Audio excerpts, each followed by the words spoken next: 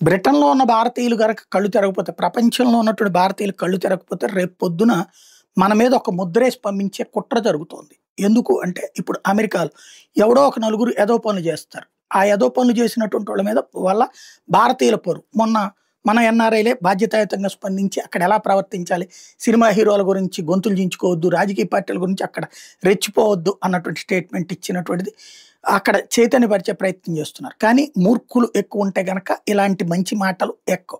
అది పక్కన పెడదాం. బ్రిటన్‌లో ఎట్లాంటి ముద్రలు వేస్తున్నారంటే గ్రూమింగ్ గ్యాంగ్స్ అంటే ఎవరైతే అక్కడ ఉన్నటువంటి బ్రిటన్ మైనర్ బాలికల్ని ట్రాప్ చేసి ప్రేమ పేరుతో వలలో వేసుకొని 18 సంవత్సరాల లోపు అమ్మాయిలతో సెక్స్ చేసి ఆ పైన వాళ్ళకి ఆ వీడియోస్ చూపించి అత్యాచారాలు చేయడం, లేకపోతే పెళ్ళిళ్ళ పేరుతో వాళ్ళని మతాన్ని మార్చడం చేస్తున్నారు. ఇట్లాంటి వాటి మీద వ్యతిరేకంగానే బ్రిటన్‌లో ప్రజలందరూ తిరగబడుతున్నారు.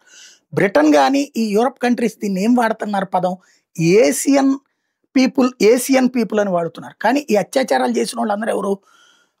భారతదేశం నుంచి వచ్చినోళ్ళు ఎవ్వడు లేడు అందులో. పాకిస్తాన్ నుంచి వచ్చినోళ్ళు ఉన్నారు, ఆఫ్ఘనిస్తాన్ నుంచి వచ్చినోళ్ళు ఉన్నారు, బంగ్లాదేశ్‌లో నుంచి వచ్చినారు. ఓవరాల్‌గా ముస్లిం సామాజిక వర్గానికి సంబంధించిన ఆయా దేశాల నుండి వచ్చినటువంటి వాళ్ళు చేస్తే, ఏసియన్ గ్రూమింగ్ గ్యాంగ్స్ అన్నటువంటి పేరు చెప్పి, భారత్ లాంటి దాని పేరు, శ్రీలంక లాంటి దాని పేరు, నేపాల్ లాంటి దాని పేరు కూడా చెడగొట్టే ప్రయత్నం చేస్తున్నారు. మిగతా శ్రీలంక, నేపాలు ఇట్లాంటోళ్ళందరినీ కలుపుకొని ఈ తప్పుడు ప్రచారాన్ని ఖండించే విధంగా అక్కడ ప్రభుత్వం మీద, అక్కడ మీడియా మీద ఒత్తిడి తీసుకురావాల్సిన అవసరం ఉంది.